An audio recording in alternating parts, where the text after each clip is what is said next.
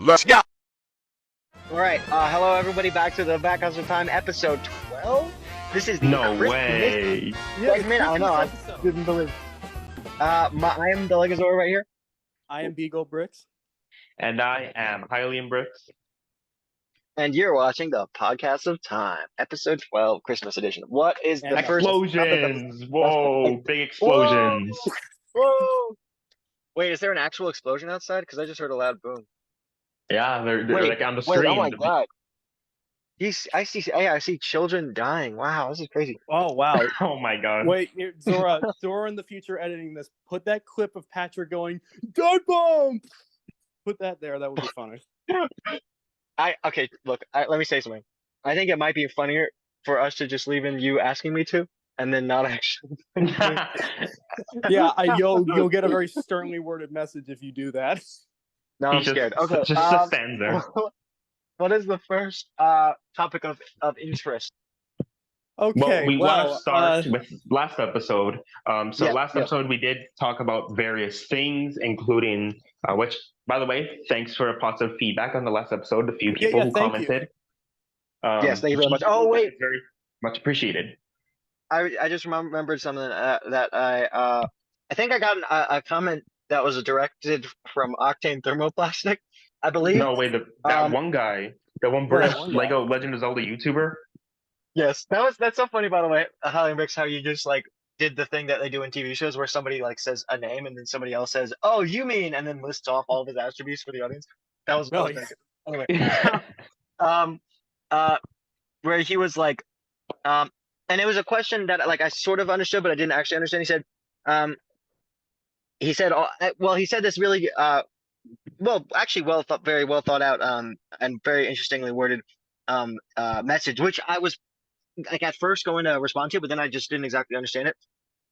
Just the very end where he was like, basically, let me explain.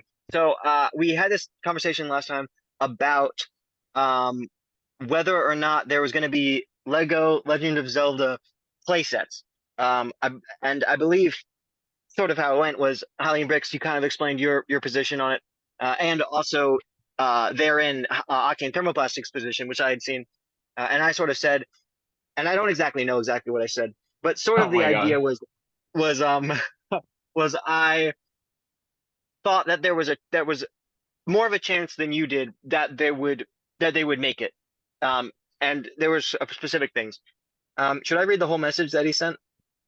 Sure, let's put it on put it on screen and read it, because we were very appreciative of his beautiful message there. Yeah. So let's acknowledge it. I mean, for real, one of the best LEGO Zelda YouTubers out there, which is a specific niche, but nonetheless, he's actually very good, and I admire him a great deal. So let me read the message. He said, 20 minutes in and the Octane love is off the wall. Lol. So true. Just to add the discussion I have heard so far, I base my predictions on both companies' past and present actions. I would love to be wrong. Of course, a full place. Should I do it in? He's British. I don't know if I'm doing him justice. Oh my god! No, Zora, just keep going. Don't. Let's not even stop to go there. And then they blame Brandon. And then they blame me. And then they blame me to piss off other people. I don't care. No. I know other people do. Okay. Okay. I'll refrain. Of course, a full playset theme is the perfect. I will never deny the synergy of these brands. My doubt, which sure is extreme, comes from Nintendo. LEGO knows they did it with Lord of the Rings and 18+ adult demand. LEGO will have pitched them the full concept, and yet I do feel it's Nintendo's belief it's the choice of Animal Crossing and, to an extent, Sonic 2, who, with Mario as well, all appear on kids' shirts. Okay, interesting thing. So he's saying that these are themed Sonic and Animal Crossing. They appear on kids' shirts. They're the kids' thing, whereas Zelda maybe is a bit different. The big numbers and kid vote is the main goal, and unfortunately, classic Zelda and even modern Zelda still skews teen and adult, which to some degree is me talking. Yeah, that is true, but that's the thing. If you look at Star Wars, then you kind of like lose that argument. To some degree, you lose that argument. There's also the case that there are kids' shirts is on kids' that is Zelda. Yeah. And I'm saying this, and I don't want to hear anyone in the comments argue. Star Wars is more violent than Zelda. Like, it just is. Interesting. Fair. Yeah, I think you're right. Although there is a degree of like laser guns versus real swords, maybe. Like real swords I might be a mean, little bit more. I I'm not sure. guess, I'm not but that's sure the if I thing believe is that. that like I can think on like I can name the times on one hand how many times we've seen blood in Zelda, and then I can think of like all the worst True. things we've seen in Star Wars. We've seen people lose True. hands and legs and arms and head. Oh my god, it's True. No, that's a good True, point. That's it a good point. doesn't suit both companies, but the way I see it, at least since when Lego and Star Wars had their partnership, since which year they began? well, yeah, 1999, but 1999. So if I'm correct, I do remember Lego suing Nintendo, I believe, because they had plastic blocks similar to Lego. So maybe they still had that Oh, rivalry, or whoa. because you also know how well, Nintendo if they is did, then kind we of a wouldn't be getting Lego Mario at all because those yeah. blocks. I know That's kind of exactly what they're why. talking about. Those blocks True. were in Mario Land too. But then, like, I guess later, yeah, because I mean that's a reference to like I guess I mean Nintendo's past products. Well, actually, But because I think I'm Nintendo assuming, also had plastic building blocks back then. yeah. Then I'm assuming like later on, I guess they solved the rivalry, like they shook hands. You know what? Let's partner up and make Lego Mario. Same thing with, for Well, example, also, the if Legend of that Zelda was still movie. true, then why would most of the Lego games be on Nintendo consoles? Like, not exclusively, but still there in regardless. Yeah, I'm not sure. I'm not sure. I don't know about the rivalry thing. I think that that's an interesting point, which I had never heard of. The idea that Lego and Nintendo had some sort of a rivalry. Well, I don't Not really see it as rivalry, a but rivalry because just they exactly sell rivalry is Really? the two wrong different word. things. It's not a rivalry. That's the Okay. incorrect word. But Just a bit of conflict, I guess. Just a tiny bit of conflict. yeah, Business conflict. Because conflict, I I mean, guess. business conflict. Mm. Yes, thank you. Because I mean, of course, by lawsuits and stuff. But point is, they now get along together. But Lego Mario came out when 2020. Yeah. Lego Star Wars 1999. You said 1990 what? Oh, I Yep. see. So there's they 1999. might have a different. They might look at it differently. Well, that's the Yeah, thing. Is Nowadays. that what Octane is saying is that it's not really about what Lego decides; it's about what Nintendo is deciding. Yes. Yes. That does seem to be So this the has main nothing to idea. do really with Lego thinking that Zelda's too violent. Because if they think True. Zelda's too violent, they wouldn't sell Star Wars now or then. And Yeah, it might not it's be a really matter up to of violence. Nintendo. It's not necessarily violence. It's also this idea of maturity. You know, like there's not Well, but non-violent again, TV I shows that are still think mature. Star Wars is more mature because like there's things that again that happen in Star Wars that aren't violence that are more mature than what happens in Zelda. I'm just like, It's Could that Nintendo's be? fault, Wait, really. here's an. Could it be a cultural thing? Because like in Japan, then there's like Miyazaki movies, which to us or to some Westerners, they're like, well, this is like a kids show sort of thing. But the Miyazaki movies maybe in Japan are seen more of this like prestigious sort of I like mean, highbrow thing. maybe Whereas I don't in know. America, then there's like Star Wars and there's Avengers and all these things that are But for I kids in some genuinely real think sense, that but Octane they're is mature. right in his reasoning that Nintendo doesn't franchise Zelda the same way it does with Mario, Pokemon, and Animal Yes, Crossing. that's the problem because Yes, that's not a good problem. point. That's the Yeah, thing yeah. is that I know that we sometimes get Zelda figures in the same line as the Mario ones by like Jax and Mm. stuff, but that's like again, it's not like Zelda doesn't have the same hold over video game marketing that Mario does. Yes. I'm assuming because they just market Like if more I wanted a worldwide Mario family. that's the thing, like you go out to the store and you see Mario branding on like food, you never see that for Zelda like that. The only thing I can think of is like as that one Nintendo cereal that had Mario and Zelda, but see that even then it's like Mario was there too. Interesting. I mean, Like that's true. It doesn't get franchised that to that degree, and that is a like good point. you see Zelda, you Yeah. see Zelda figures, you see Zelda shirts, and like props and stuff. But that's not with Mario, you can get like Mario. Like if I wanted a towel with Mario on it, I can go out and get one. If I wanted a Zelda towel, I have to ask someone to make it. True. They don't do the same sort of branding. That's a good point. So I think Octane Hmm. is right that it's really about how Nintendo chooses to do it. So Lego is probably thinking, oh yeah, we could do a Zelda wave of sets, but then Nintendo's looking at it like, right, but we don't market Zelda like we do with Mario. I think that one set for adult collectors is fine. That's how Nintendo's probably looking at it. Remember what I said last episode? How Lego must have gone up to Sega and it was like, hey, I know we we made the dimensions thing and we made that one idea set. Can we do like a whole wave? And then Sega was like, oh, absolutely, of course. I'm thinking that they're going up to Nintendo being like, can we do other franchises? It's like, oh yeah, of course. What do you want here? Well, you have other franchises besides Mario.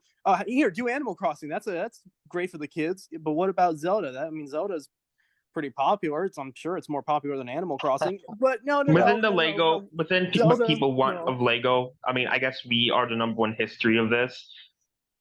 Clearly, people want. I mean, I'm not going to shame on the Lego Animal Crossing. Great for the people who wanted that, but I think in Lego's history, with Lego ideas especially, even people want Lego Zelda over Animal Crossing any day. Yeah, like that's the thing. Is that like I'm sure the three of us, we like both, but like, are you gonna sit here and tell me that you would rather have Lego Animal Crossing than Lego Zelda? I wouldn't. Yeah, well, here's another point, which I think is important to note, and maybe absent in some places. The companies, they want money, but they don't necessarily want the sort of thing that makes it complex is that companies, it's not just a matter of they want money right now, because if they were like that, well, sometimes they are like that, and what that leads to is a lot of sometimes just blatant like pyramid scams, which makes people right now really rich, but then it explodes and maybe they go to jail. That's a very blatant example, but that can often be the case in some situations.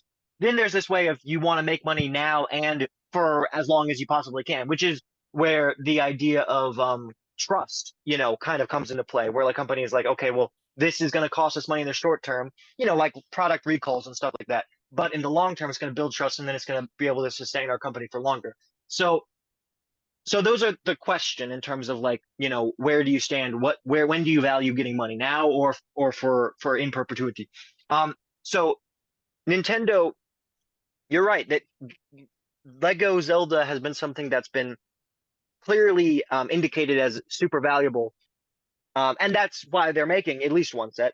And I think if that set's made and it is wildly successful, which I have some degree of believing that it will be, Nintendo's going to look at that and Lego's going to look at that and they're going to be like, well, look, we got something going here. And, despite their different, ways of marketing or branding of Zelda, whether that's, maybe it is the case that they just want it to be more of a prestigious thing, which is understandable, especially in some markets. If they overflow the toy market with, cheap toys and cheap rugs and stuff like that for Zelda, which there's some of, to be fair. Well, yeah. It would make it so like the Daruk, that's like a super expensive Daruk, or it wasn't actually, it was a Darunia one that I saw recently. This like super expensive Darunia model. Those things aren't going to be as valuable because that market is already like, yeah, we got toys of that there's, it doesn't have that prestige value. But that being said, if this set's successful and maybe there's more, high end Lego Zelda collaborations, at some point they're like, well, look, we're just making buttloads of money off of this, and we're not targeting the, people who could spend money but don't have or wouldn't want to spend it like $300. Maybe they want to spend $20. And if we target them, then we'll be able to make a lot of money. And I think that they'll do that because, or I think that it's a very likely possibility that they could do that. I don't think that it will be relegated because that they could make so much money off of it. And Nintendo has tried buildable sort of toy, very, kiddie, let's say, toy of, like the Wind Waker models where there's these connectable land masses that you can build with, and they're for a kid. They've tried it, right? They're willing to try it if it is successful. Now, those things I don't think were extremely successful. Well, that's the thing, is that they haven't made more. Nintendo is like, they literally just have to look at it. It's like, if you're giving it to Lego, then 9 times out of 10, it's gonna succeed. If it's a valuable thing, right? Sometimes it doesn't. Well, yeah, because like I'm not saying that like obviously, but if it's a good idea. Obviously, Lego does not always succeed. Yeah. But what I mean, though, is that Lego Mario, for as dumb as it is doing well. We're not anymore because it's ending next year. But again, that's not the point. True. But I mean, again, I think that like, as long as they don't do something stupid with Zelda like with Mario, it's gonna do fine. Yeah, and I guess this is a test case, right? This set is going to be a test case for them. And Well, yeah. Again, I that kind still of a think lot this is rides going on to be like a Minecraft and Sonic situation. We get this idea set, and then next year we get a wave. or maybe a bit longer, like with Sonic, where it took a very long time from Dimension. But I Well, think no, because we got this Sonic idea set, and then the next. And then, okay, you're right. yeah. So. Yeah. So. Well, so to leave this little bit off, that I guess that's my best argument, and there is a good argument on the other side, like on your guys' side, it seems, and or maybe not, Brandon. I'm not sure what side are you on, and it doesn't really need to be a side in some real sense because it's just a matter of different ideas. And Octane Thermoplastic side as well Yeah. would be So. that it's unlikely, but and that's a good argument, that idea of, well, Zelda seems to be viewed by Nintendo in a very different light than, say, Animal Crossing, Mario, Pokemon, although that's not exactly Nintendo. It's complicated. I don't fully understand it. But Well, from what I understand is like, you have third-party companies. I think like isn't Game Game Freak. Freak is Pokemon, right? Yeah, okay. Wouldn't we then kind of classify that as like maybe second party because it's not owned by Nintendo, but Nintendo publishes it exclusively? Yeah, that's a good idea. I know that I never thought of that. Yeah. I've never heard anyone say a second party thing like that, but that's just kind of how I feel. I mean, to be fair, there's like Monolith Soft who created Xenoblade and Breath of the Wild, so interesting. like those are studios, I guess, if anything, studios who create, but Pokemon is more different. They're more independent, if anything. Anyway, well, so the idea would be, I just want to say that's a good idea, and that's a good point. The idea that it's Zelda seen separately and wants to be seen separately by Nintendo. However, I guess my best argument on the other side, which would be the optimistic side, I suppose, I do have one final thing I thought about.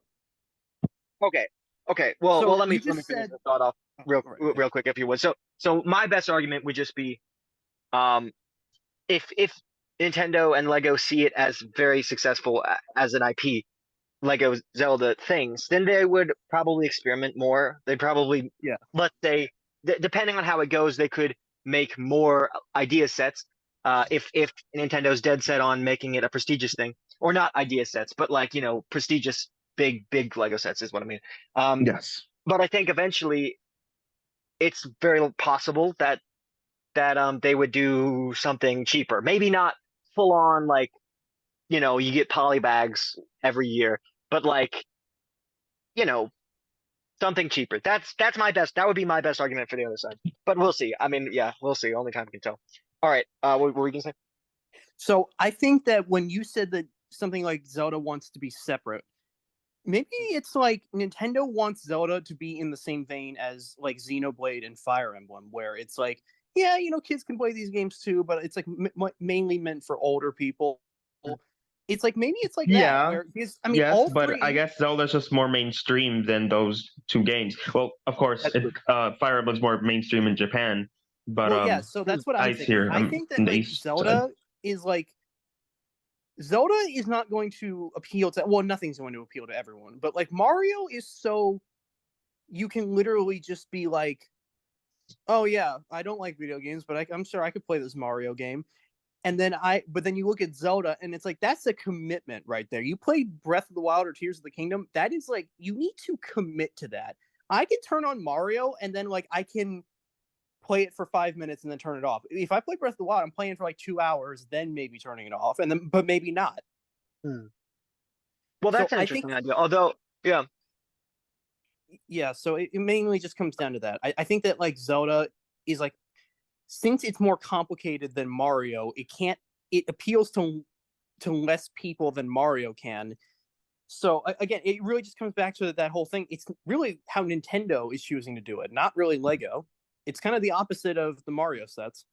But when it comes to The Legend of Zelda, I guess we could follow up this topic later on. But in the meantime, we do got other stuff to talk to. Yeah, I would like to address something that happened last episode. I felt, oh my god, this happened like the next day too, like after we did that episode. I felt so stupid. Okay, so last episode we were talking about those Sonic sets, and we'll circle back around to that maybe later, depending on what we talk about after this. I just wanted to address this now. We were talking about the sets coming out in 2024, and we talked about the Shadow set, and recently we saw the other two, the Polybag and the Knuckles set. And I said, you can quote me on that. And I said, well, I'm sure the name is going to change. There's no way it's actually just a Knuckles mech. It's just a Knuckles mech. I could not believe it. I was like, oh my God, I feel so stupid. Like, I was just Nor so should you sure believe it. that Ridiculous. I was so sure that it wasn't going to just be a giant Knuckles mech. I thought, like, there's no way that it's just a Knuckles mech and a Rouge glider.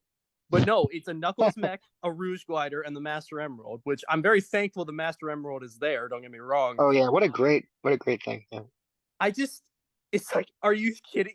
The part that really irks me is that, like I said, it leaked like the next day. We recorded that episode. The next day, I checked the Lego leaks and I see that set, and I'm seeing the giant Knuckles mech, which I just said the previous day Lego wasn't going to do. And I'm looking at it, and I'm just like, the worst part is that it doesn't even look bad. Like, I was saying, are we already at that point? Are we already at the point where Lego's doing mechs for Sonic? Like, it took Star Wars 20 years to get there, and it took Marvel 10. It's so stupid. But it's like, it's sort of like in vein of the Amy set, where it's like, yeah, that doesn't exist in games, but like with the Amy set, it's like, there's nothing that says that can't exist in the games. When was there ever anything like this Knuckles mech in any game? I'll wait. Listen, I'm not saying it doesn't exist anywhere. I'm sure there's like maybe an obscure comic from the 90s where he got in a giant mech and was doing stuff. But in the past 20 years, I've never seen anything like that. It is the dumbest part to me. Ridiculous. The thing I don't like about this mech, I know I said it doesn't look bad, and it doesn't. But the dumbest part is actually how the Knuckles minifigure goes in it, because I am 99% sure that the fists are just things you clip into the hands. Which I understand that like Lego is like, well, maybe we want him to hold other things, and I'm like, okay, that's fine. But he literally can't hold the bars to the mech. His hands just go on top of them. You can't hold the joysticks. Are the joysticks? The handle bar or whatever the hell it is. Yeah, it's like like for a motorcycle. Like, okay. I know we've like, there's you know that show Robot Chicken? Yes. Okay, there was a thing they did for Smash Bros. 4 when it came out, and they had a part where Little Mac is trying to pour himself coffee, but he can't because of the boxing gloves. That's literally what this is like. I just imagine Knuckles standing on this mech, and he has these things. He can't hold the thing because it's so dumb. It looks so dumb. It really does. I mean, he's just standing there. He's just standing there awkwardly. It's quite humorous. Yeah, I've heard a lot of people point this out that's seen the set. Like, everyone says that Knuckles has like Lego bricks on his shoes, so to see that in Lego now, yeah, that's kind of funny. I just can't get over the fact that this is that we have a giant Knuckles mech.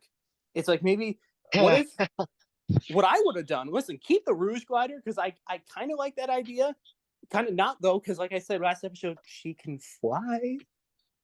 Well, actually, she can glide. See, in Sonic Dream Team, then she actually is not one of the flying characters. She's one of the gliding characters. Okay, that's fine. But in Sonic Heroes, she's flying, carrying Shadow and Omega. So don't sit there and tell me that she could never fly. She can fly. Yeah, you're right. Okay. And she also only has a glider, so anyone glider to say she has never flied. She has. So, but that's not the point. All right, it's fine that she has this glider because it can pick up the Master Emerald. So that's fine. That's cool. Yeah, she gets to fill the Master Emerald. But what I would have done, I would have just had a set where you have that, right, the Rouge glider, but then you have like maybe the Master Emerald Shrine from Sonic Adventure. I think that would have been nice. Maybe just a little bit better, because then you don't have Knuckles standing there being stupid, not being able to hold the thing. It depends on what you want, right? Because Lego probably is like, well, kids like big mechs and just sort of. I understand that. I understand that completely, but the Death Egg robot has not even been out for a year. It's going to still be on shelves for a long time. it's like, if you want a mech, buy the Death Egg robot, which is an actual mech in these games. You didn't need to make one for not only a character that never used one, but also a character that can't even hold the controls. What if you want two, mech? Like, if this was like a Tails mech, I wouldn't be complaining, because at the very least that makes sense for him. It's the fact that not only are we already doing like unnecessary mechs for Sonic, because I don't count the Death Egg robot because that's in the game, so that one's fine. But this one is for a character that is not known for, you know, his prowess in technology.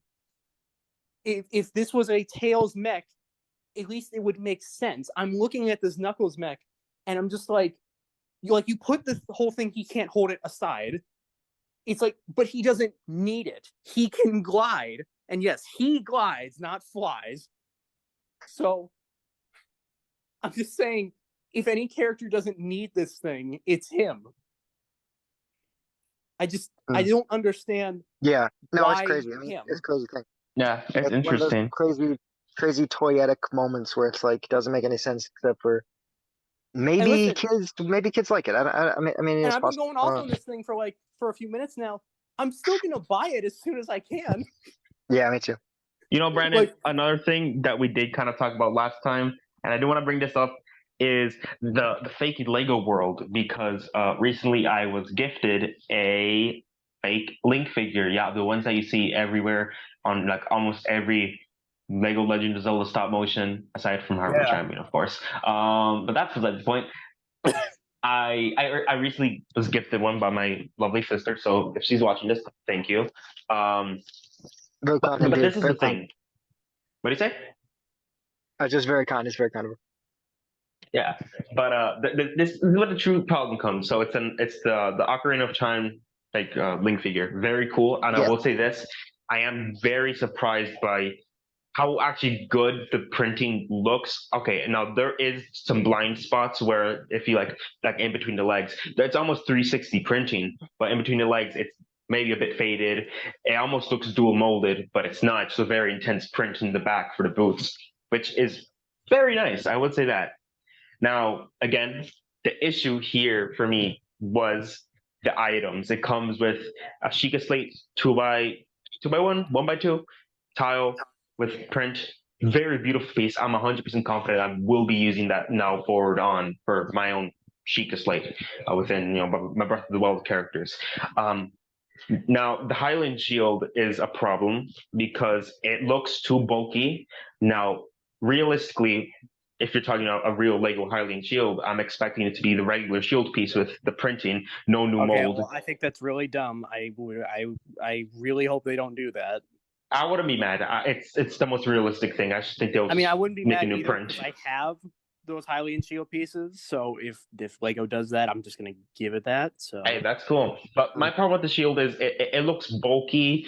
The paint looks a bit sloppy. It's nice. In pictures, it looks way worse. I would say that. But still, when you look close enough at it, it looks weird. It looks kind of too fat.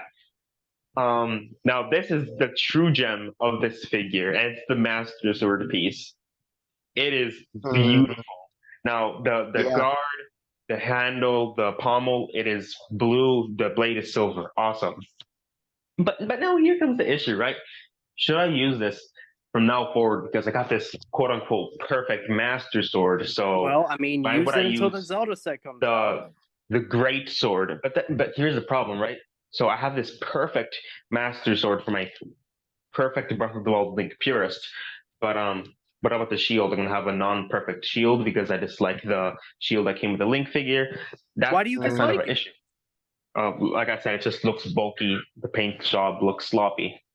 Okay, but like it's the right shape and it has everything you need. Yeah. Then again, it just looks sloppy. So I just want to get y'all guys, Zora especially. I want to get your perspective on mixing fake Lego with real, because I know you used the Zelda dress piece from the fake Lego Zelda figures at one point for your Ocarina of Time Zelda dress. So I want to get your sense on this. Well, so if I can be honest, I haven't been using that dress piece anymore, and the reason is very, I guess, very applicable. So at first, you think, well, okay, I can just take this piece and I can, because it works so good, it looks so good, and I can just put it on this other thing, and it will be great. But you soon realize, or I soon realized, that it just it's like a hybrid. It's like a Frankenstein. That's what it feels like internally. Like it can maybe even look all right, but knowing that this is from something else, and not only this is from something else, but this looks like it's from something else. It just doesn't have that harmony of like it's all Lego. And this is we kind of touched on this last time. This idea of this, which is when the new sets come out, I'm scared that having the perfect official Link minifigure right next to my custom official, official pieces, but custom like Zelda, it's just gonna look almost worse than my two customs, custom Sure. Zelda, custom Link, and that's a Yeah. fear that I have. And I think that that'll be less bad than having like an unofficial Link next to a official or like a custom Zelda or but That that kind of touches to your point. In my opinion, I think that this idea of just keep it all official and as good as you can get, because that sort of what would that be? The, that's people rewarding. will get yeah, it's rewarding, and people will also give you, in my opinion, or at least me, I'll give you a pass, like if things don't look exactly right, because you're like, well, okay, this is the best that Lego can do right now without without fake Lego. This is the best I can do, and so then people will grant you that, and then they'll grant you that for everything. But if you then add in, well, this is a custom sword that looks exactly like the real sword, then people might be less willing to grant you that sort of ability to have things look a little bit off, because they're like, well, that looks right, but all of this doesn't look right, so that just looks weird. That's my strange perspective. I don't know if No, that's I'm I throwing that out definitely, I there. definitely, Yeah. No, I I definitely see it. have that feeling. I definitely have that feeling deep inside. Although I like it so much and it looks super cool, but then like again, what about that sword I wasted like what? Because I bought it on eBay shipping stuff. It cost like $5. That the great sword piece I currently used to use for the mass sword. Um, yeah, so there's definitely that feeling of mixing fake Lego, like perfect looking pieces next to like your yeah Frankenstein. That's a good word. Really good word for the yeah term. But anyways, 2 weeks ago, a special event happened. Brandon, you want to take this topic forward? Yeah, it's the Game Awards, right? Yeah, Game Awards. Yeah, so we had the Game Awards in 2023, and before it happened, I was thinking to myself, do I even want to watch this after what happened last year with God of War Ragnarok not winning? But I'm like, no. But then Hylian messaged me and it's like, hey, you want to watch it? I'm like, okay, well, I guess I'm watching it now. And boy, So did we have a good time. yeah, Shucks we me, did, Brandon. even though it was And garbage. and I will shout out this guy. He's a very, very, very active member of my Discord, very active member within this little community of ours. Gore enthusiast, if you're watching this, shout out to you for being cool and having to Yeah, resist all the during the entire weird thing stuff too. during the entire thing, for having to endure the weird stuff me and Brandon discussed, and again, for just for being with us the whole Game Awards, our little watch party, which is mainly So us I'm being gonna quiet. explain to our wonderful audience Shout out to you, man. my thoughts during the Game Awards. Okay, so people out there are gonna call me blasphemous for this, but I kind of didn't want Tears to win Game of the Year only because I thought it would be a bit unfair. And again, this is me being so biased, but again, I just feel like I should say it. Breath of the Wild won Game of the Year in 2017. The next year in 2018, God of War 4 won Game of the Year. So I think it would have been very unfair if God of War Ragnarok didn't win Game of the Year last year, but Tears won this year. And I know that's kind of stupid, but again, I just felt like that would have been a little unfair. But I was kind of worried that the RPG that came out in spring would win Game of the Year, just like how it happened last year. And I was right. Because it did. So a little when we started Game Awards, we started since the pre-show because we had to set up together, catch up a little bit, the 30-minute pre-show. Then the actual Game Awards started. As you could expect, it is very boring. They just take a lot of stuff. Awful. When you're not interested in a lot of the games that they talk about. But there was a spark of light within this horrible sea of darkness. So they say, here's something we have planned, and then it cuts to it fades into a trailer which starts off with a chair in the water, and Hylian decides he's gonna pull a funny and be like, "Oh, it's God of War," and I'm like, "What? And you're like, "Just kidding," and I was like, "Oh my god, I will stab you." And then Kratos comes in swimming, and I'm like, "What?" And Hylian was like, "What? I didn't know." Just caught us like just pulled our pants right there. Like I'm like, oh, look at the God of War. It's just a trigger. So I'm gonna send you a video, and I want you to put that video right here. Okay, I don't know what this was. I was watching the Gaming Awards, and I was scoping the scenery out, and I saw this chair, and I listened to the music, and I'm like, this music sounds a little God of War-esque, and then I saw Kratos' big ball. That's how I felt. That was a great announcement to begin with. Then we got so Kratos. God of War Valhalla. And I'm going to tell you guys something. I don't care what anyone says. Just like how I don't care what anyone says. God of War Ragnarok won Game of the Year last year, and God of War Valhalla wins Game of the Year this year. Nice. Yeah. Then Kratos' voice actor came out. Was Baldur's Gate 3. And I don't care about Baldur's Gate 3, just like how I don't care about Elden Ring. But what's really funny about this whole thing is that this game is called Baldur's Gate 3, and the main villain of God of War 4 was named Baldur. So it's almost like he got his revenge.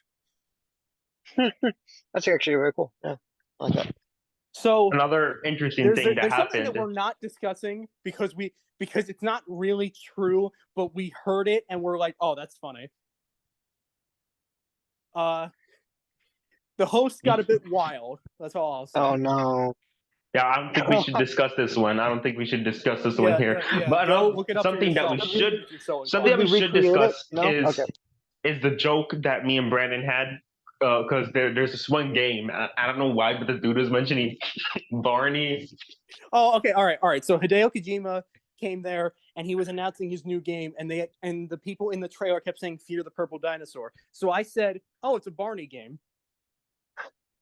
And then the next game announced was a Jurassic Park game. So I'm like, see? Bro. Now I will say this, as a longtime fan of the Jurassic Park franchise, that game looks very cool, but also bothers me, the trailer, because there's now tropes being like pulling the hand out when dinosaurs are, the ripple in the water, the hide behind the kitchen, the raptor breathing, look at his eye in the door. It's just very cliches that are becoming very prominent in the Jurassic franchise, which really bother me. That aside, the game looks pretty cool. Another thing from the Game Awards, I know y'all may not be that interested in this. I'm not 100% interested in this, but they announced Final Fantasy VII Rebirth, I believe is what it's called. I despise Final Fantasy. Which, correct me on this, anyone, but I believe it's like a canon, actual faithful remake of the original, because it's almost like it's been remade before, though.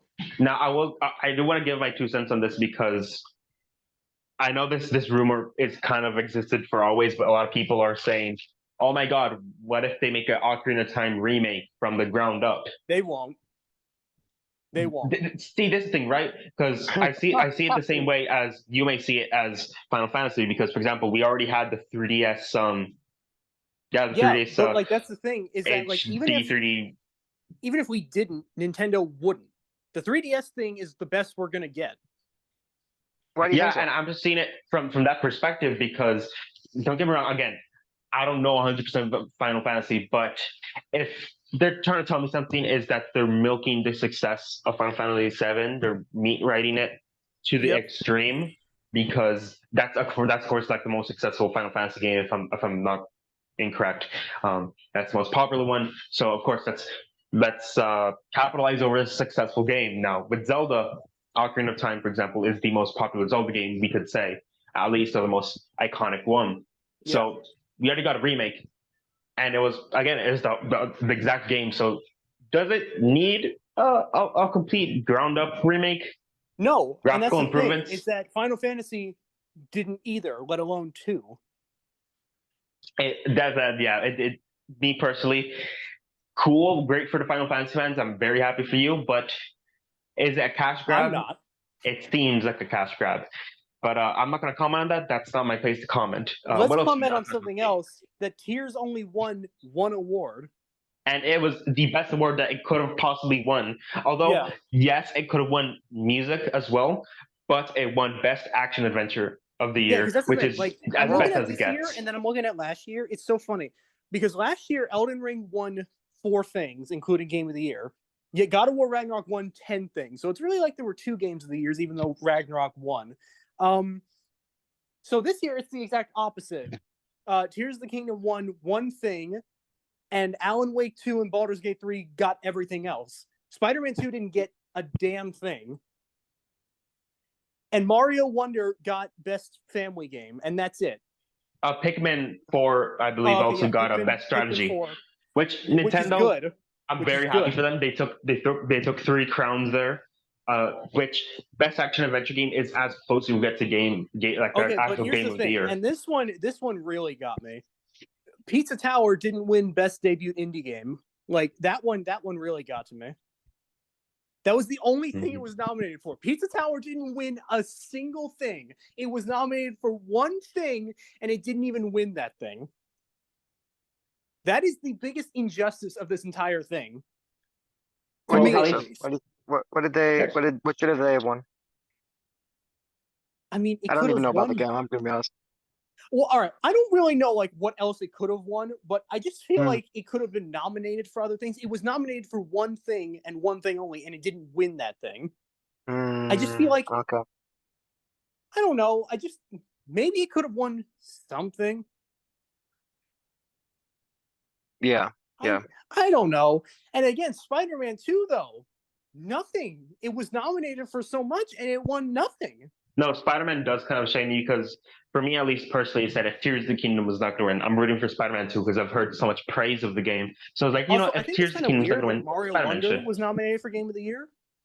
Yes, it's like, considering that was out for only 1 month, I believe, or not even a month, a couple 3 weeks, 4 weeks since. Well, no, it was out. It came out in October, so it was out for basically a month. Oh, okay, my bad. So it was out for a month. I'm looking at this though, and it was nominated for Game of the Year. I think Mario Wonder is great. Don't get me wrong, it's great. I'm glad it wasn't just a new Super Mario Bros. Game again. But Game of the Year, really? I don't think so. I'm surprised. And I brought this up to Octane. Has a Mario game ever won Game of the Year? And the answer was no. It hasn't. Whoa. So I'm surprised really that it wasn't Hogwarts Legacy that took its place because that game was pretty popular at the beginning of the year. I'll be honest, the only aside from controversy, I think really could have won Game of the Year. The only one I really think is deserving of Game of the Year would have been maybe Mario Galaxy. Yeah, and I mean that would probably be accurate. And I don't count like Bowser's Inside Story because, quite frankly, I think that's the best Mario game. But like, I don't think that one could have been up for it.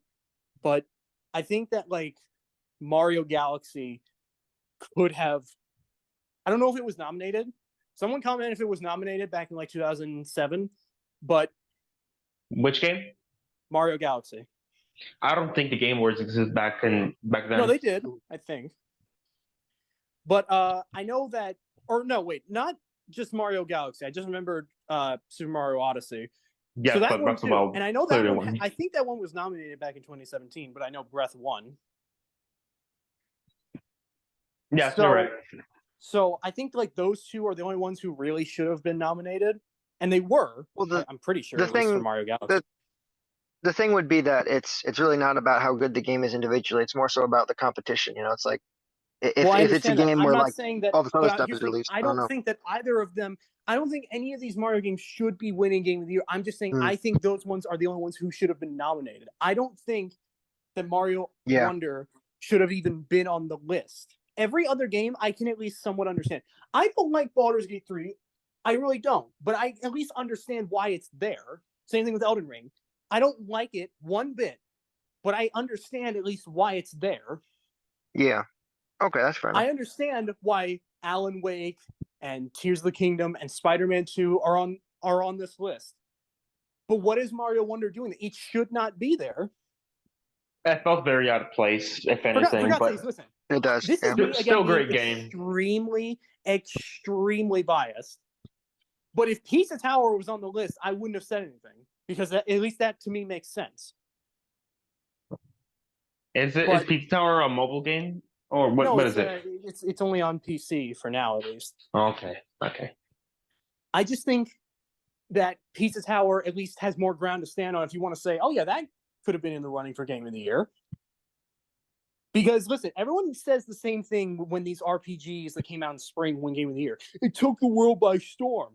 Pizza Tower was one of the first games to come out this year, and it took the world by storm. Pizza Tower literally came out in January. It was one of the first games this year. I think it could have at least been nominated. I understand. I don't think it would have won.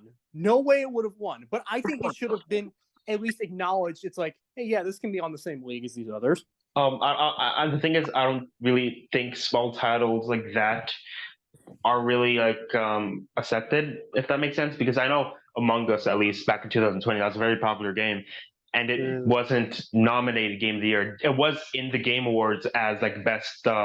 I think it was best mobile game or something that it won. And it did get announcements like the new maps and stuff, I believe, the following years. But I just don't think small games like those, although they're very great games, don't get me wrong, but smaller games like in scope aren't contenders, if that makes sense. Yeah.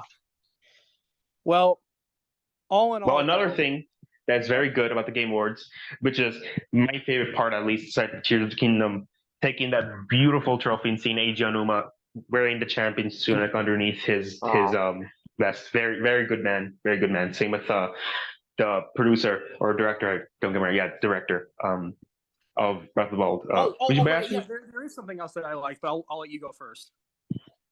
Was just the orchestra. It was really good, especially Tears of the Kingdom's part, especially the way the trumpets came in to settle into its main theme. It was beautiful. Probably the most beautiful recreation I've heard of the main theme, aside from like acapellas, perhaps. Yeah. Another part I really liked was seeing Christopher Judge there. It was great to see him there. And yeah, the way he roasted Call of Duty was fantastic. That's Kratos' voice actor, right? Yep. Oh yeah, he roasted him. He's never gonna work with them now. Like he said it himself. Another company I won't work with. Yeah, so it was very nice to see him there. So all in all, the show was shit, but there were some good moments. Good moments, yeah. And best of all, us three, me, Brandon, who are enthusiasts, we had a very excellent time watching it. So yeah, the time was very fun. I appreciate the time we had fun there together. Although my neighbors probably hate me for me talking loud when Tears of the Kingdom won the award. It was like very late at night. Yeah. Still fun. Sounds fun. Yeah. So I know I said earlier we would talk a little bit about the new Sonic sets, and I know we already talked about the Knuckles one, but I just want to take a moment to address the Shadow one and then the other little thing that came out. Yes. Wait, can I introduce this? Because yeah. That's I currently. Yeah. Oh well, I appreciate that. All right. So here's the thing. I was aware of the release date of the Shadow set as soon as I found out it wasn't January. Then I realized, okay, well, it is December 1st. That's the official release date.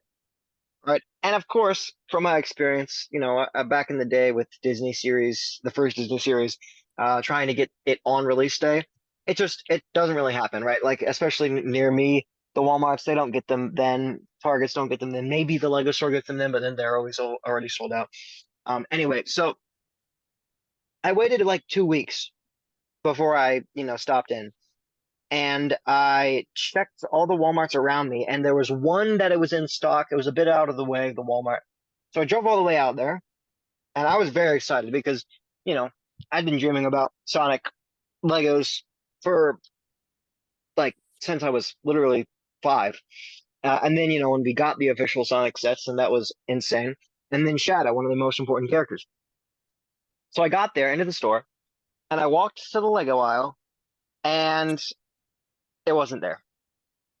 So I walked to the nearest Walmart employee, and I said, "Sir," I did not say sir. That would be weird. I said, "Hello, do you have and I had an image. I had an image of the Shadow set on my phone. I held it up, and it was on the Walmart website where it said it was in stock. And I said, "Do you have this in the back or something? Like, it's not on the shelves yet." And he looked at it. He was like, "What?" And then he was like, "Oh." And then he like recognized it, like he knew the set. And I don't like to typecast, but he seems like the kind of guy who would know about that set. Anyway, he said that they didn't have that yet. They just didn't have it. He said they're not coming in yet. And I was like, okay, damn. And so that was it. I was defeated. I turned to leave, and then, like a deer, running in the middle of the road while you're driving like super fast, I see a display that just has them. Like it's out. It's a display, right? It's a display in the middle of the path facing me, Yeah. like right there, all of them. And I was like, what? And I turned around to see if he was still there to be like, are you sure about that or something? But he was not. He was not there. Anyway, I was just like, okay, wow, okay. I picked it up. I picked one of them up. And I went to leave. Okay. I was basically gone. I went to the self-checkout. There was a bit of a hiccup. There was like, that sort of, you try to scan it, but then, it Oh says, yeah, I do not like an self associate is here checkouts. to help you. Weird. Yeah, I don't understand it. I don't know why it always does that, but it did that, and I was like, okay, well, whatever. The associate comes over. She, tries to, use her number. She scans it again. It says, I am not available. This sort of stuff. And I was like, okay, yeah, how long is this gonna take? She scans it again. It keeps saying I'm not available, and then she's like, this isn't supposed to be sold yet. And I was like, what? Oh God, I I hate it when people yeah, say that. I am surprised that anybody's had an experience like this, but I'm interested to see when you've heard it. They said this item was not this is not able to be sold yet, and I was like, what? Huh? And she was like, yeah, we're not, you can order it online. She like checked the thing. You can order it. You can order it online. Well, did you tell her that? Hey, it's like, hey, there's an entire display of them over there. Oh man, I should have. No, I should have told her that. I didn't even say that. Why didn't you I tell didn't her? say I it. would have said that, and she I don't probably know. would have been like, "Oh, okay. Well, either you just take this, or someone's getting fired." Yeah, no, I mean that's well, this was like I could tell she was like she was young. This was not her. It wasn't like her. She was the boss or she'd been there very long. I could tell that it was just like, But okay, you this said is earlier her. that you ended up getting it. So how did you end up getting it? Yes, yes. So the story continues. So I Oh, this is getting explained goofy. I I explained to her that so she was like, you can order it online and then you can come and pick it up.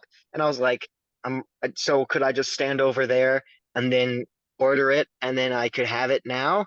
And she was like, no, you'd have to come back tomorrow. And I was like, okay. And then, my mind was racing because, generally I'm non-confrontational in Yeah. oh, You're like so Zora. I'm not just saying this because you're my friend. Like you are literally one of the chillest guys I know. I have never well, thank you heard very much. you or seen you angry, and I've known you for years. That's very kind of you. That's very kind of you. Yeah, that's very kind of you. I So mean, the idea of you yeah, getting mad just doesn't click in my head. It just doesn't sound right. that's right. It's just like him getting That's right. mad, impossible. I mean, to be honest, I did feel like a sort of like I'm very upset, and I could super easily just say okay, and then leave. Like a sort of okay, I'm just gonna be passive in this instance. I'm just gonna leave. But I was like, okay, Milo, you're trying to. That's not my name. You don't know my name anyway. I was like, yeah. Definitely not. yeah, Lego no, Zora's no, no. name leaked. No That's my name. way. Never mind. Well, you guys say my name all the time, don't you? That's true. Yeah. That's true.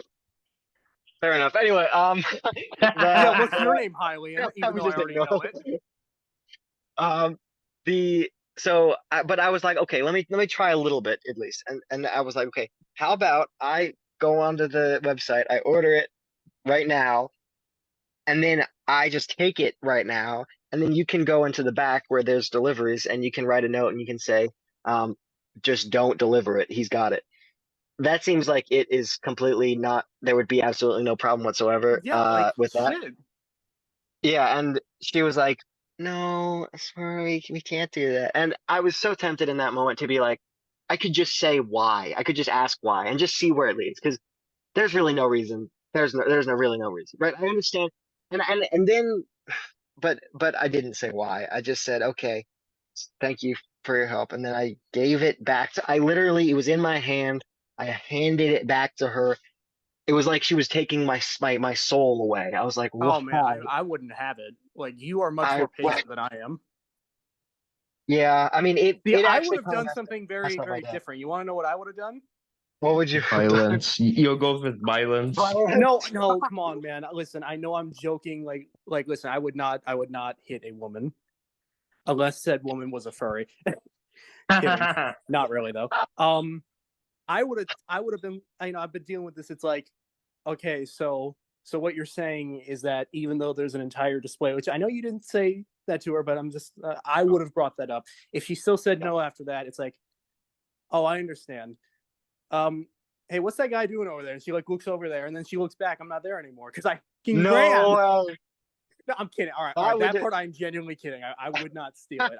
I do not steal. All right. So Podcast time does not promote theft. yeah, do not like it's just like committing adultery. Don't do it. So that was just a joke. What I really There's no really, difference all I between really would have adultery done and stealing. differently. The only thing I would have done differently to Zora is I would have brought up it's like, hey, well, there's an entire display of them over there, so maybe just tell them to put it back.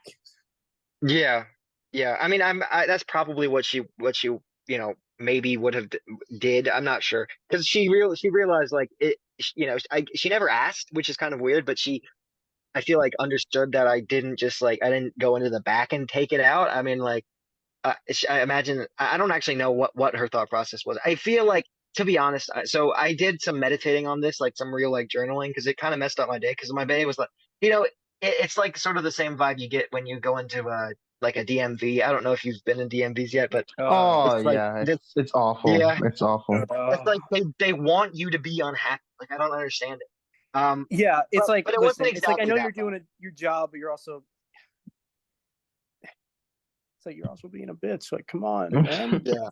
Take I mean, it it easy, wasn't huh? that. To be fair, it wasn't as bad as a DMV because it was clear Well, that it yeah, wasn't I know. Like, I know exactly it sounds like maliciousness. she was pretty nervous about this herself. It's like shit, though. Yeah. It's like it's here. Just Yeah. God, So man.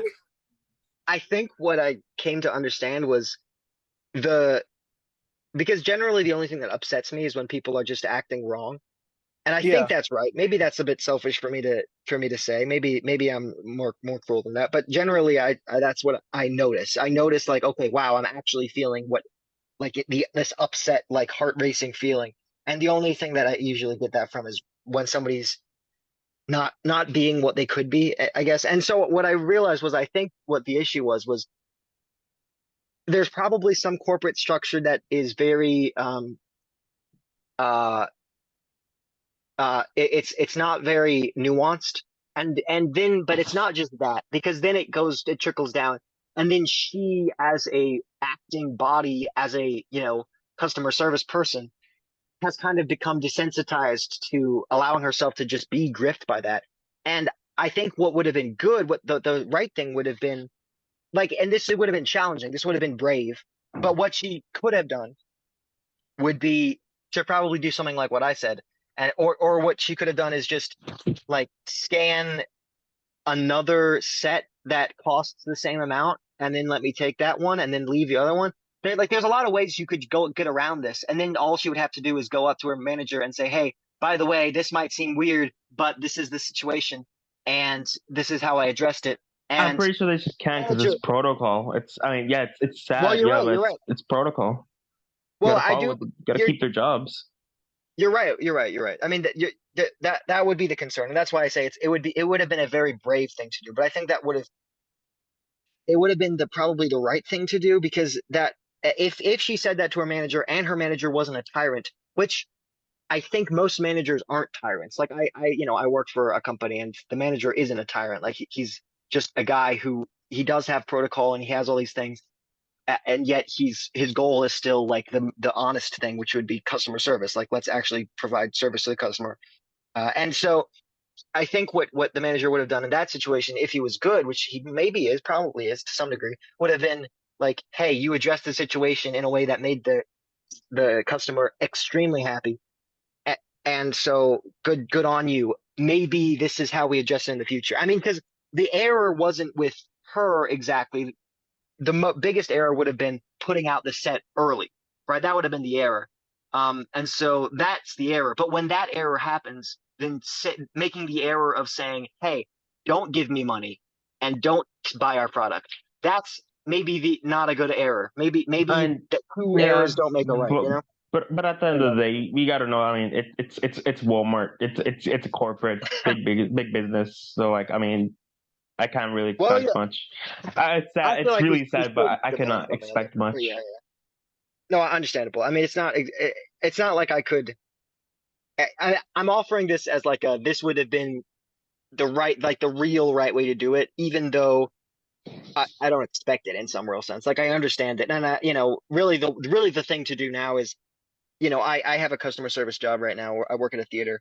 And so really what I've been trying to do has been, okay, channel all that energy of like negativity that you felt when you were treated badly, and then just try to give every customer the full extent of your conscious awareness, so you don't end up being that person who's just brushing the person off because, oh, well, it's not my problem. This is the issue. It's not, there's nothing I can do about it. Sorry.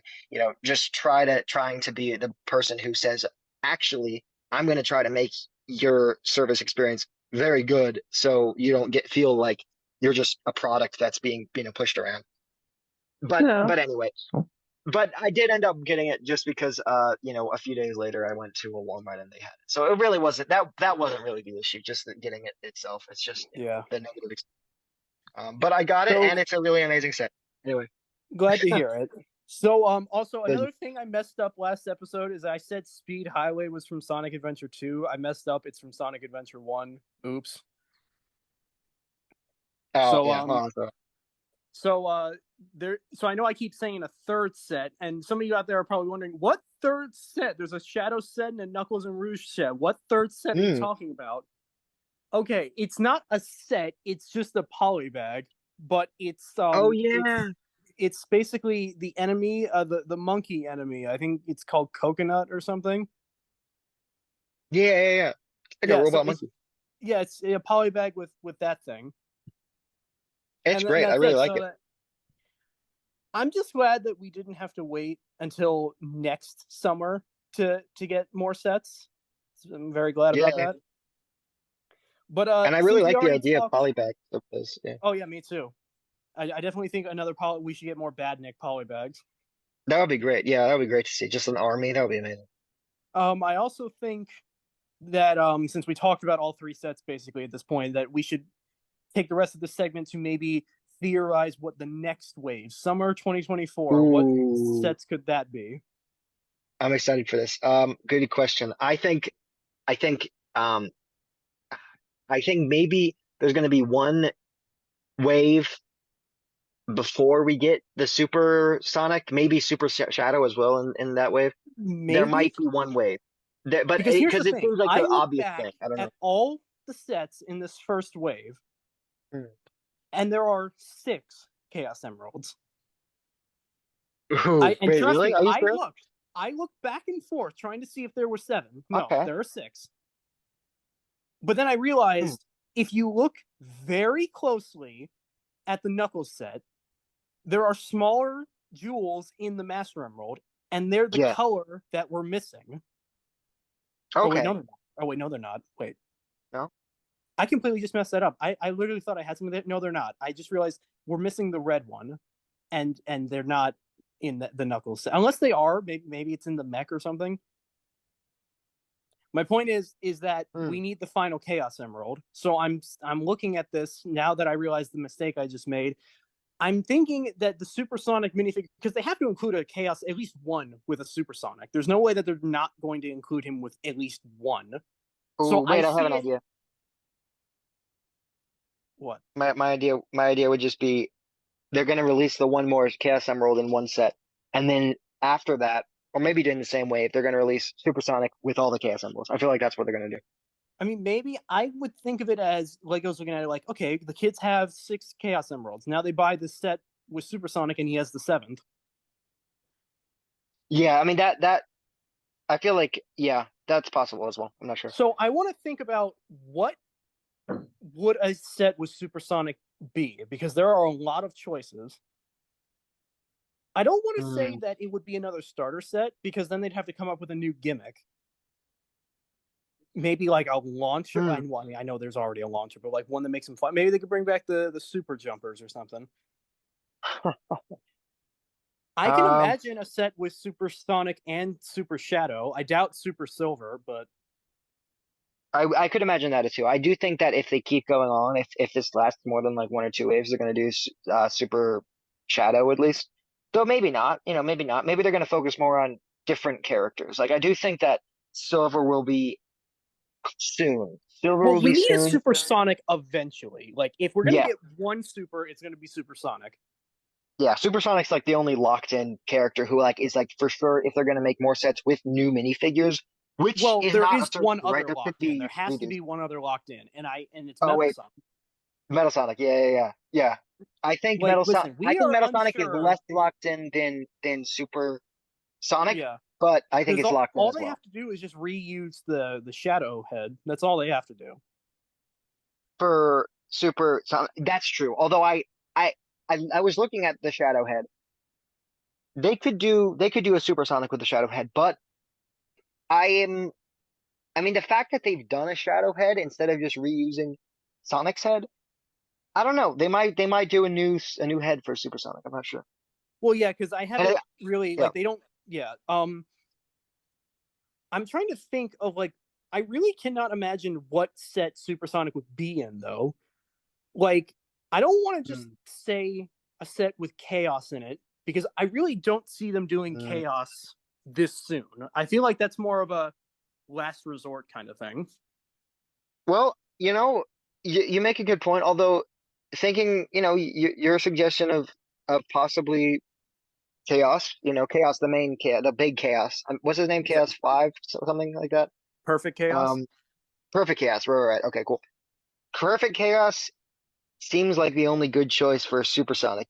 Besides, because listen, Eggman there is no way they're robot going to do. Watch me say this now, and then they're going to do it. I'm going to say it only because I want it to happen. There's no way they're going to do the final hazard from Sonic Adventure 2 with Supersonic and Super Shadow. There's no way they're going to do that. Please happen. Final Hazard. Wait, let me look at this. I don't know what that is. Final Hazard. It's the Bio Lizard, but it's on the Arc. The Bio Lizard. What the? Oh, okay, yeah. Yeah, that that seems like it'll be hard to do. I don't see them doing that because I don't even know how you would approach that. That would look so bad. The only thing is that raises the question of will they ever do a Super Shadow, and then what set would that be in? Although here's an idea. That's the problem. I mean, that if we don't, that's the only set that Super Shadow would come in. There is nothing like unless we get a set based on like maybe Black Doom from Shadow the Hedgehog, or maybe Solaris from Sonic 06. Although I doubt they do Sonic 06 sets. The closest we're getting to anything Sonic 06 is Silver. That's probably true. If I had to I'm just trying to think of like, I don't know. I mean, with Metal Sonic, I can kind of maybe see it like, maybe it's a set where you get 2 of those launchers, and it's kind of like, 2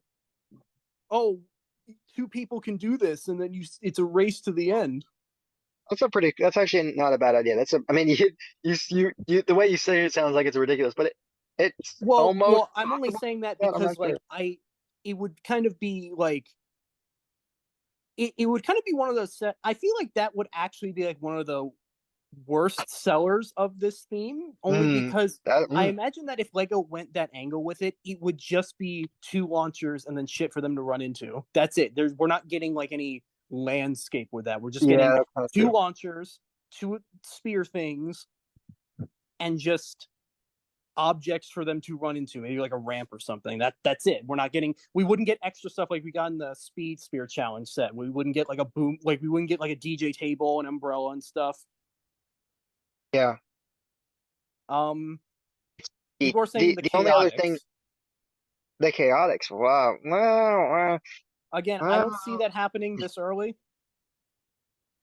It's possible. So this is something. So last time I was saying how Rouge kind of shows that the future is exciting in terms of like we might get the chaotics, we might get somebody who's more obscure, except for the fact Rouge isn't obscure.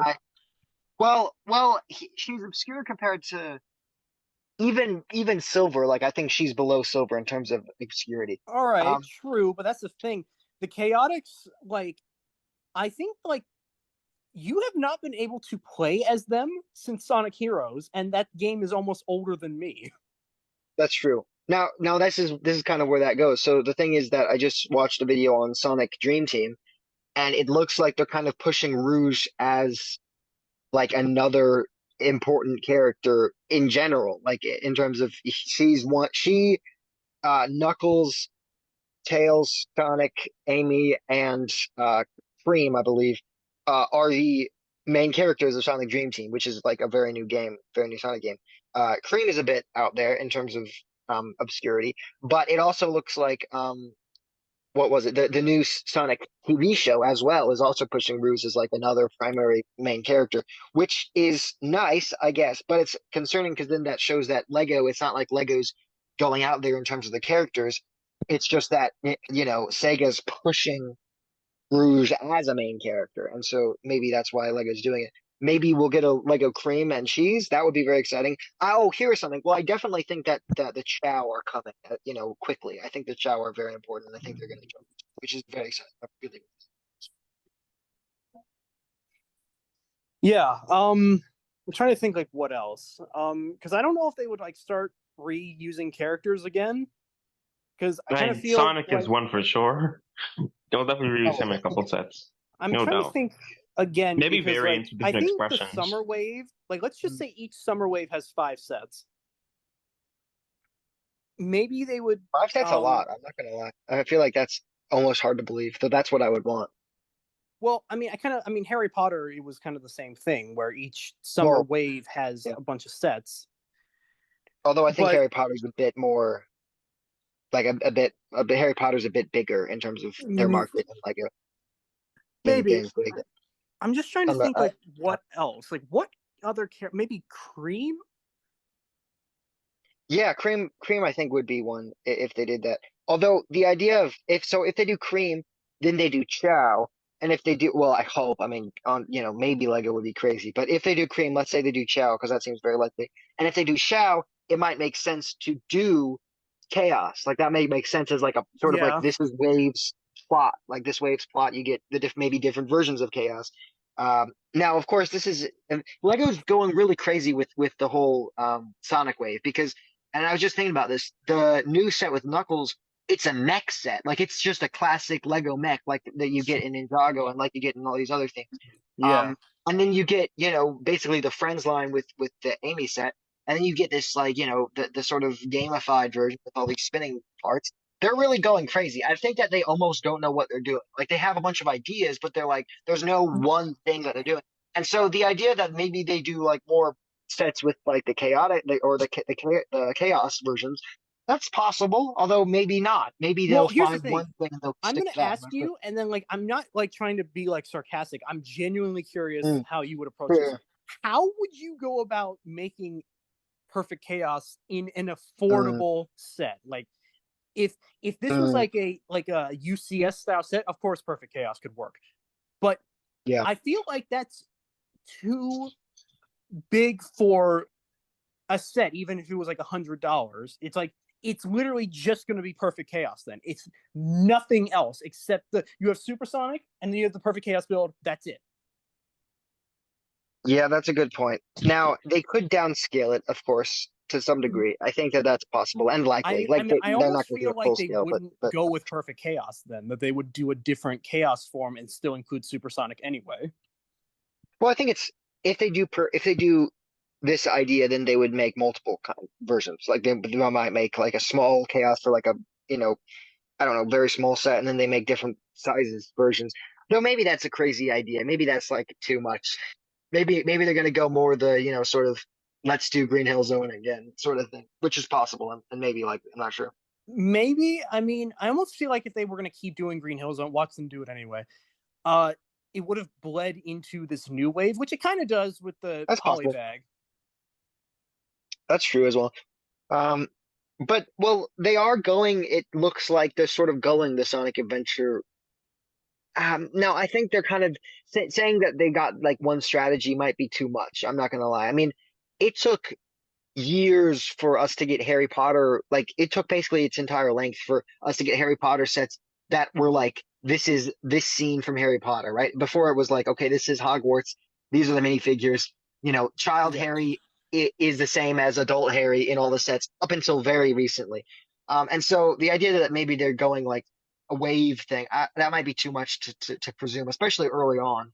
Well, but I look at it as we're just kind of the shadow set is very like, I don't know if indicative is the right word, but let's just pretend it is of their approach, because no, it is. That's the right word. That's very good use of word. I brought this up last episode. If you look at the shadow set, it's an amalgamation of the 3 main games Shadow appeared in. Okay, this is actually a good point. I like this point. Okay, so the background. Listen, I know I said it was Speed Highway, and it's not, but it's a shadow stage from Adventure 2. I know that.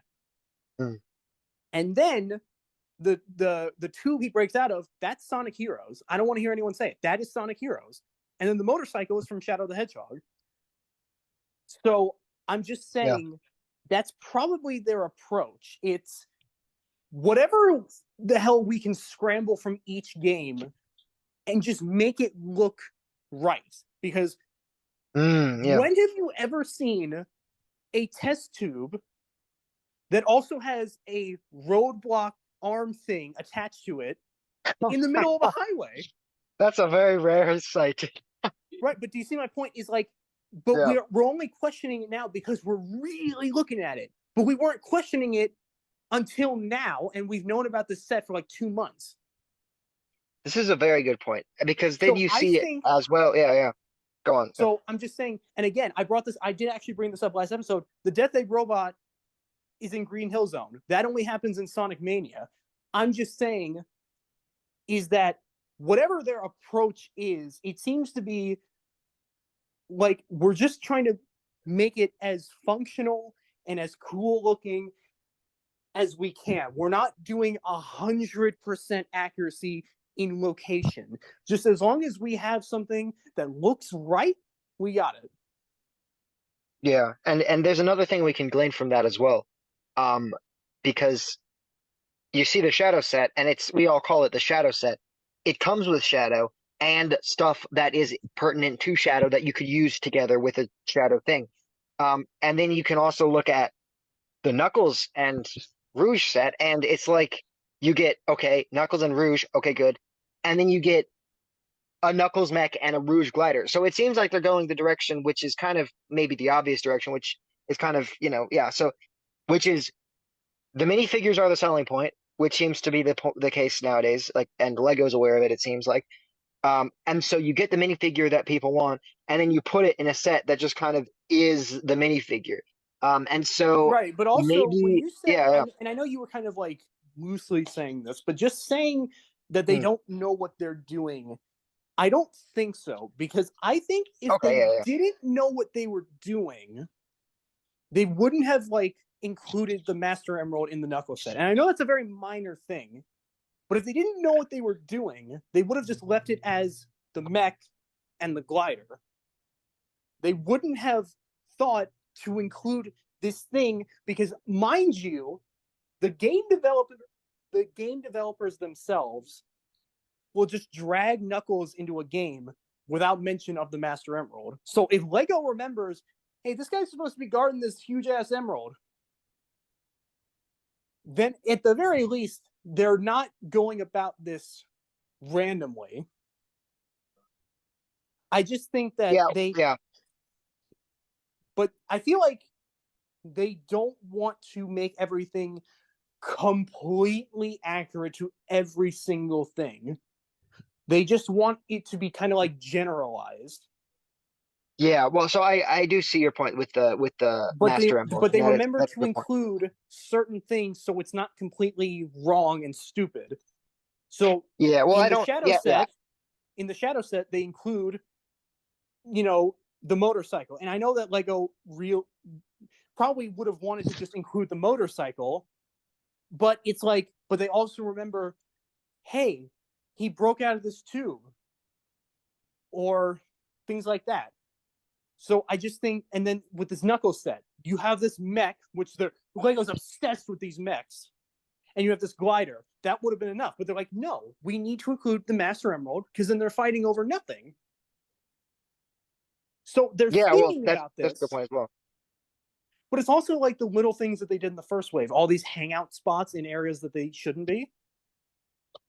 And, Tails' workshop, they didn't have to include that. They could have just released the tornado. And in the Speed Sphere Challenge, they didn't have to include the turntable and the chair and all that. They could have just had the archway, the launcher, and the ramp. But they're including these little things because they want it to be generalized, but they also want to make sure it's like, hey, we know about all this shit, so we're going to include it. Yeah, so if we were trying to be taking this and then theorizing about the new sets, I would say maybe a silver set where we get, let's say, silver and see, the thing is that these sets have been riding a lot on the minifigures, and so once they run out of super iconic minifigures like Shadow, Knuckles, I mean, even with Knuckles, then they said, okay, this is a Knuckles set, but here's Rouge as well, and then that can kind of make the set more expensive, so people who only want Knuckles have to buy this figure set. And then, of course, Rouge is cool in it itself. I think I think the Knuckles set is really telling of what they're going to do with Silver, and just Silver, really, because Silver, like, what would you do with Silver? You can't include Mephiles because no one's going to know who that is.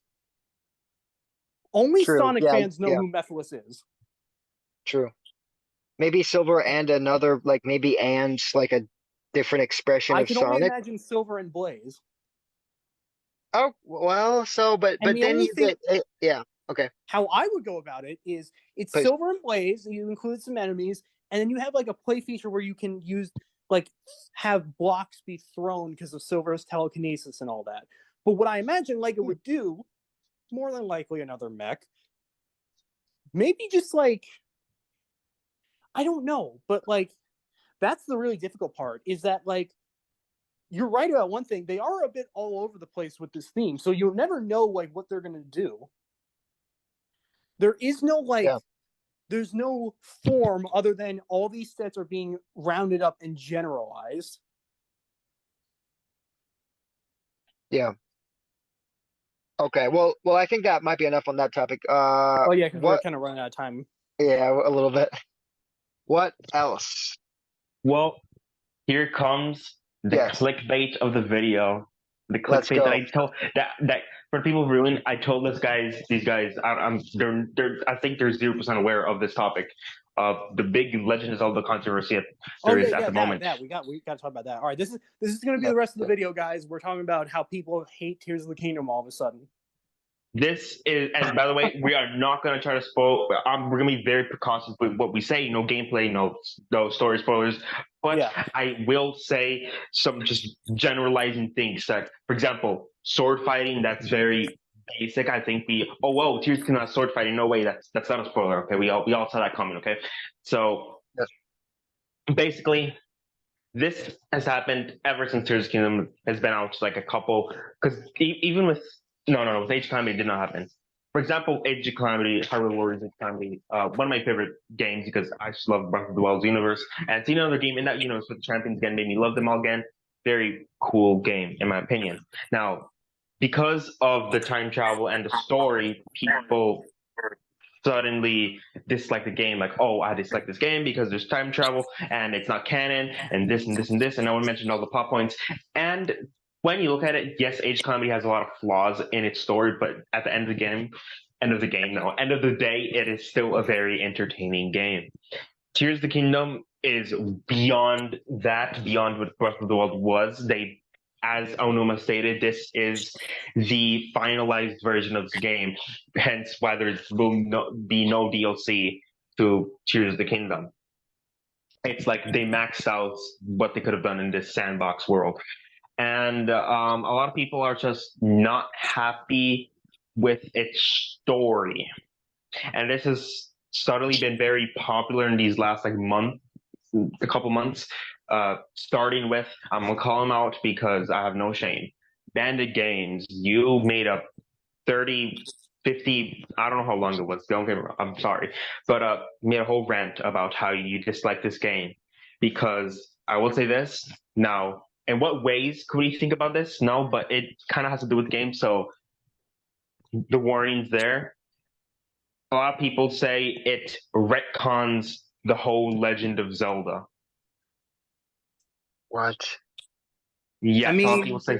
I'm Brandon, scared to play this game now. what? What do you say? Oh, I'm scared now. I'm scared for the game. It retcons the whole Legend of Zelda, and they're even to the point where they're asking Onuma in interviews, are you ever going to come back to the classic Zelda formula, being dungeons and stuff? And his reply to that, I really do respect it. And from a creative standpoint, at least, I very do much respect it. And saying the timeline is very, we made it because we wanted to, please the fans, have a cohesive thing, but it limits their creativity when it comes to new games, because okay, we're creating a new game, you gotta keep in mind it has to fit somewhere in this massive timeline and it has to make sense of everything that happened. And I really understand his statement with that, because it constricts creativity, having to work everything in that own little space that in itself the timeline does not make sense at all. Look at the Downfall timeline, that does not make sense. But yeah, a lot of people say the whole focus of the game went towards the gameplay mechanics. I don't think I have to mention a name. Brandon knows. Whoever played the game, knows. I'm not spoiling because of Zora. And people are now just coming out all of a sudden saying Breath of the Wild, those games suck. Those two, they're shaming it so hard, and it just really makes me sad, because at least me personally, I really enjoy this game, the lore. I enjoy every little bit of it. But and again, these are mostly people who've played most Legend of Zelda games, being the old, Ocarina of Time, classic games with the classic formula of dungeons, because they said this is all, and there is some truth to what people say. There is some truth into their statements, but then when you build up on it, it can really differ. For example, in Breath of the Wild, even things not being, there's no sense of progression. They say, for example, in classic Zelda games, for example, Skyward Sword, and that's the first one I can think of. When you're gonna start forging the Master Sword with the Sacred Flames, you go back to Faron Woods for the second time. You feel a sense of progress. Whoa, I've been here before. These enemies are so easy, and then you find a new little spot that you could never else explore without this said item or whatever. And Breath of the Wild has that issue where you could just, it's too open world to the point where you can do anything that you'd like whenever you'd like. So there's no sense of progression. Me, at least, I do not agree with the argument that people are saying, because even with weapons, you feel a sense of progress. For example, the first time you kill a Lino, that felt awesome. Even in Tears of the Kingdom, the first time I killed a Lino, whoa, the first time I killed that one monster that I should not mention from Tears of the Kingdom, which is the most toughest enemy in the game. Brandon, I think you know which one I'm talking about. Where I'm thinking about this. The one from the trailer. The Bridge of Hylia. Oh, yeah, that one, yeah. Yeah, Bridge of Hylia, that's not a spoiler. It just happens to be located there, one of the many of that enemy, for your information, Zora. Killing him for the first time, that felt... Yeah, it was the Strolling Stews. Remember them from Mario Sunshine? They show up. So like killing the enemy, at least for me, gave me a sense of progression. Like, whoa, finally, because I got all of these materials and I cooked up the good ingredients and I have now the good armor. Because again, armor either you could buy or find somewhere in the overworld, which I'm not going to spoil that, but you could find stuff. Now, the big problem comes with classic Zelda fans being annoyed that, again, the retcons and them just completely dismissing the entire Zelda timeline as we know it, saying that, oh, their excuse saying it's a complete reboot. But in reality, even the devs say they just see it as them not wanting to be restricted in this tiny little box of, we have to fit this game in here. Which I really don't understand. Another thing is most of the questions and mysteries we had in Breath of the Wild, which I personally love this part of Breath of the Wild, Tears of the Kingdom. Most of them were answered. So, Zora, I know you're gonna start playing Tears of the Kingdom. What do you say? Day after tomorrow. Sounds fun. But hey, when you finish the intro section, please text me. I want to know your thoughts on that because it is so cool. Okay, I will. Yeah. But besides that, since you made a Gerudo Fortress video, I want to get you a little hyped on this, right? All right. They answer the question on who was the mysterious seventh heroine. They answer the question. Oh man. Seventh or eighth? Is it the seventh or eighth? I think it's eighth. They answer the question. Yes, they answer another question, which I'm not gonna say because complete all the shrines, dude. Just say my biggest problem with this game because one, it's not even a spoiler. It's just I don't know, but I also don't want to say it because again, it's one of the most biased things I could possibly say. Ganondorf? No, the other thing, the thing that didn't happen. That Zelda and Link didn't have kids, and they. That's not what I meant. My God, stop spoiling it. Tingle, right? What do you mean? No, well, Tingle. Again, I can't spoil it. I'm pretty sure I could know what you're talking about, but I think I do and know at the same time. But another thing again is the repetitive problem. Yeah, you can text me another thing. If everyone just text me right now, just so I can have that peace of mind. I swear to God, though, if you blurt it out loud, I'm gonna be so mad. I won't. But another thing that a lot of people dislike, and I will agree on this 100% as well, that there is this one particular cutscene which is very repetitive. I think you know what I'm talking about, Brandon. Can you describe it slightly without spoiling it? So you complete one of the main quests, and a cutscene plays with the characters of the animation. It's basically of that one animation I did that you voiced in. Well, what? Wait, I don't understand. Why didn't you not like it? I like not the actual cutscene. The actual cutscene in the game is incredible, 10 out of 10. But I'm just gonna text you again. For people watching, they know the cutscene I'm talking about. I hope at least the cutscene that happens after you complete a certain main story quest, and you're with some certain characters, and they describe an event or something like that around those lines, and that cutscene's pretty repetitive, and that's a very big downside. See, what I don't like about that, I know what you're talking about now, is it has the same name as something else that's happened. So here I was thinking that it connected to that same event. Oh, at the beginning, that's what I'm saying. The beginning of the game is very shocking because the revelations from the get-go, like, boom. Right, whoa. But they're wrong. It's not what you think it is. That's what that kind of adds to what people are saying, that the game is a retcon to everything we ever knew from The Legend of Zelda. But still, I would like to give an example without spoiling what this is like. Go ahead. Okay, so Zora, imagine you play this game, and at the beginning of the game, it says And it was at this point in time when Majora attacked Hyrule. And you're thinking, what? Majora? What? But then you get to the part in the game where they explain that. And the Majora is not Majora's Mask. It's just a powerful wizard named Majora. You get what I mean? It's like they're literally naming it the same thing as something else, but it's not that exact thing. I see. That's terrible. But at least in Tears of the Kingdom, the name does make sense considering the events that did happen to lead up the thing meaning it's that the same thing. This event, it's the same thing as what happened in a previous Zelda game, but it's now twisted to fit the narrative of this game.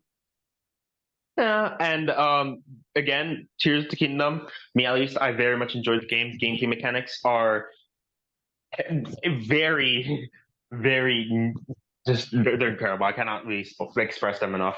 The costumes incredible, especially that one that I very much like. Brandon, chill, don't kill me. If you know what I'm saying. Fine. It's fine. Okay, good. But yeah, I'm just very much disappointed within the Zelda community because it's just not disappointed. I get the gripes, I get the things that they're feeling because initially they did feel the same ways with Breath of the Wild, even. But it just the whole negativity all of a sudden that if you like Tears of the Kingdom, they're gonna just lash onto you saying like, "Yo, this, you know, this. You're not a classic Zelda fan. You never played Zelda before." I remember I commented this once in a Hyrule Gamer video, talking about him at least his 2 cents on the topic. Like I personally love Tears of the Kingdom. He was saying that in the video, and I remember I replied, "I agree everything you said in this video." Like even with his downsides of the game, and I remember I got a comment, someone asking me, "Since when do you play Zelda?" And I said, "Since Wind Waker HD," and it's true. And it is true. Some people like to change, some people don't. You just gotta accept. Wait, Hylian, you said since Wind Waker HD? Yeah. Well, that means we've been playing Zelda games for the same amount of years. Oh, that's sick. I mean, I wasn't an intense fan or anything. I just my sister used to play, and I used to watch her play. That was fun. But then I played by myself later on, and then that's when I fell in love completely. But yeah, it's very unfortunate that the Zelda fan base is going this crazy on this game that has very high scores, like nonetheless. And again, it's just very fun, in my opinion. It expands on Breath of the Wild's lore. Now, not in every single way. But if your mind is like mine, because that's the thing, a lot of Zelda YouTubers say this, that since the game answers almost every single mystery from Breath of the Wild, you're left with nothing to theorize. But there's stuff you can theorize, like the Sheikah. You can still question the Sheikah technology. You could still question stuff like there's plenty of stuff you can still question. And me, at least, as the Hyrule champion story expert, that sounds cringe. I found like kind of like the way like, oh, this fits in with this, and if you think this, like it all kind of fits in the puzzle, kind of like the original Zelda timeline was, even back when, not even before the Zelda timeline. It's kind of like you know, back in the day, you know, like with Ocarina of Time, Wind Waker, Twilight Princess, that people kind of connected dots saying, okay, this game comes after this game. It's kind of like that with Tears of the Kingdom, Breath of the Wild. You kind of mixed in like, okay, this event that they mentioned here in this game took place like this, and you can still fit it in. Now, is it disconnected from the original Zelda timeline? That's really obvious, I think. But nonetheless, still, it is a very amazing game, in my opinion. I think you should respect anyone who does enjoy it. If you don't enjoy it, well, better luck next time. But again, don't hate on the creators of the game, because, like they say, they are the ones who know what they're doing. I'll finish my thoughts on this by saying this. The only problems I have with this game are just fumbles in the narrative. Okay, yes, there's fumbles. There is fumbles here and there. Yes, I agree. Like, listen, I'll say it this. There was no chance this game was winning Best Narrative. Not a chance. But I will say one spoiler just for Zora, which is not a spoiler, it's more of a joke. Okay. Ganondorf just bench presses the castle. Bro. He just bench pressed the whole thing. Dude, that guy, he's a gym bro. The gym I'm bro done, but I'm Ganondorf. just thinking about that one thing. You saw it, Hylian, right? It was like What thing? that one joke. I'll just it was like, who are you? How do you know us? Casually ignores them and bench presses the castle. Yeah, exactly. He's just Ganondorf's just bench presses the castle. He is a gym bro. But anyway, I'm very much looking forward for Zora's first playthrough on this game. I hope he has fun, and I hope he understands both the issues of this game people are having from both sides, at least, because I'm in the pro side. I support the creative decisions and changes because, again, this is not like early 2000s or whatever. So, of course, people evolve, people's ideas change, projects change, and yeah, they still want to be constructed in a tiny space of fitting this game into I'm rambling at this point, but yeah, I hope you enjoy the game, Zora. I hope you do. Yeah. Me too. All right. Me too. I'm very excited. We hope you enjoyed the Christmas episode of the Podcast of Time. We hope you have a very jolly Christmas. No. Also, I want to explain one thing before we go. We haven't gotten any comments on it, but just in case someone ever thinks to comment about it, that the outro of the last episode, I know it used the Five Nights at Freddy's song, and the movie had been out for weeks at that point. I just wanted to clarify that I made that outro weeks before we actually did the episode in preparation for it. I didn't think that we would do the episode 3 weeks after I made it, so the movie had just come out when I made that. That's all. I just wanted to bring that up. Yeah. All right. Well, we hope you have a wonderful Christmas. Like we said, a wonderful New Year's, a wonderful. If you don't celebrate, then great. Again, I hope you have fun. Well, we will see you in not only next month, but next year. That's right, 2024. I feel old. It is all of your job out there to go buy the Sonic sets, the new ones, and if you haven't gotten the ones from last summer, go get them as soon as this video ends. And cool. And I want and everyone go play God of War Valhalla and God of War Ragnarok in general. Just go play it. Another thing you should do is watch the LEGO Zora's video on his Gerudo Fortress because it is very beautiful. And like he said, color is important. Oh, yeah, and also watch Hyrule Champion, especially when episode 4 comes out.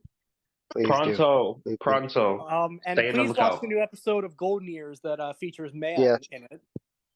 Spider-Man Golden Years by Brandon Goldberg. That episode based on a true story, and that's all I'm going to say about it. All right. Hylian knows exactly what I'm talking about. Yes. So, yeah. And I just wanted to thank you all so much for sticking with us. I know this year was not good for upload schedule. I know. Correct.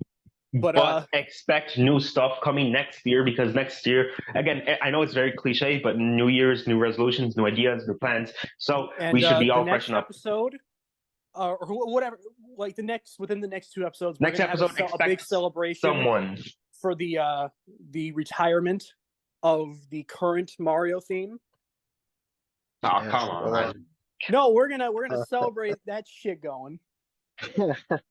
And then we'll throw another celebration when they come out and say, sorry for that big mistake. Here's minifigures. Yes, expect us. We promise we won't mess up like that for at least another week. And we're also going to throw a celebration next summer for the next Sonic sets. Okay, I think, yeah. Happy holidays, Merry Christmas, all of that stuff. I'll see you in 2024. 3DS and Wii U. Get it? Oh my god. Wait, doesn't this mean what games came out in 2004? Let me find out. 2004. I know there had to have been a Mario game in 2004. Oh yeah, wasn't the Dance Revolution Mario mix, didn't that come out in 2004? I'm not sure. Okay, well, The Incredibles came out in 2004, and that was on GameCube. True. Yeah, how do you remember that? So that Bro. turns 20. That turns 20. How about that? The Incredibles, that movie's turning 20. Half-Life 2 came out. Grand Theft Auto San Andreas. Halo 2. Yeah, Far Cry. all these games are turning 20. Doom 3. Oh, yeah. Jack 3. Spider-Man 2. Okay. It's all right.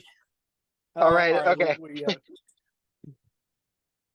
We'll see you all next time. And we hope you have a wonderful day. I've been Hylian Bricks. And I've been Bgoldbricks. We love you. I've watched the podcast of time. Don't commit adultery. So long, I'm in love with you. By the all of the audience. By the audience. Okay, bye. Sorry, Link.